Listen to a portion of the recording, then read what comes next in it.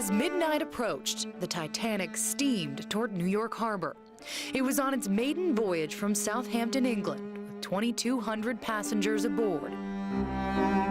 Way down there, below the luxury decks, Englishman William Mintram and his son-in-law, Walter Hurst, worked in the boiler rooms. They both became employed with the White Star Line as firemen or greasers. They were the ones responsible for shoveling the coal into the big furnaces to power the Titanic. It was a hard life, but for 46-year-old Mintram, it was the work of a free man, a man with a dark past, a killer.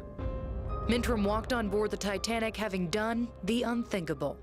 My great-grandfather had just got out of prison for murdering my great-grandmother. This is the darkest chapter of Roy Tyfuscher's family history. It began 3 years before the Titanic sank. A jury convicted Roy's great-grandfather of manslaughter. He only served 3 years, and once free, he reconciled with his daughter and son-in-law.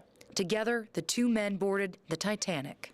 In that day and age, they were able to put that behind them and move forward with their lives. 5 days into their voyage, the unsinkable ship sank, and William Mintram, the man who made headlines for murdering his wife, was now part of a grim death toll. It was just a tragedy that they were both on the Titanic, and a further tragedy that my great-grandfather did not survive, and my great-uncle did. Because his great-uncle survived, Roy and his daughter got to live and get to tell this story. I was awakened by a grinding crash along the starboard side. These letters are his great-uncle's own words, first-hand accounts of that night. My father-in-law, William Mintram, was in the same room. He ran up on deck and back at once with a large lump of ice, threw it in my bunk, and told me to get up as we had struck a berg. Hurst scrambled to the deck with a life vest and jumped overboard into the icy waters of the Atlantic. There was terrible screams all around, and I plainly heard screaming, "Save one life." I've never forgotten that. By chance, a lifeboat fell into the water. Hurst climbed aboard and waited. In fewer than 3 hours, he watched as the dark waters swallowed the Titanic whole. The story goes Hurst owed his life to the man who spent his previous 3 years in prison. The thing that I remember maybe the most was how my great-grandfather gave my great-uncle his life jacket. The man who'd taken a life made one decision that evened the score.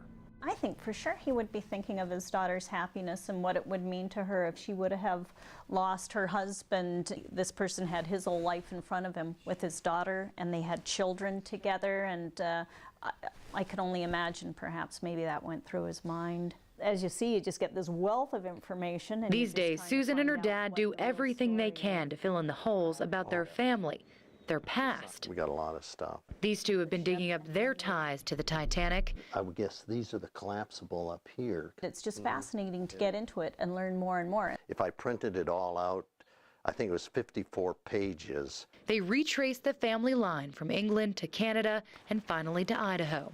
It was just something that I was always interested in. They connected with relatives in England. It's how they uncovered the truth about Mintram's murderous past. I think this is the only picture we have. Along the way, they filled in the names of the family tree. Look at it now.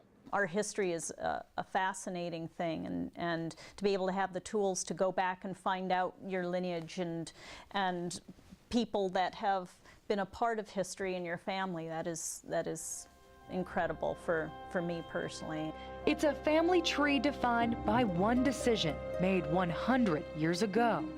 The man who committed murder managed to do something that would redeem himself when everything was on the line. Faced with certain death, William Mintram saved a life and generations to come.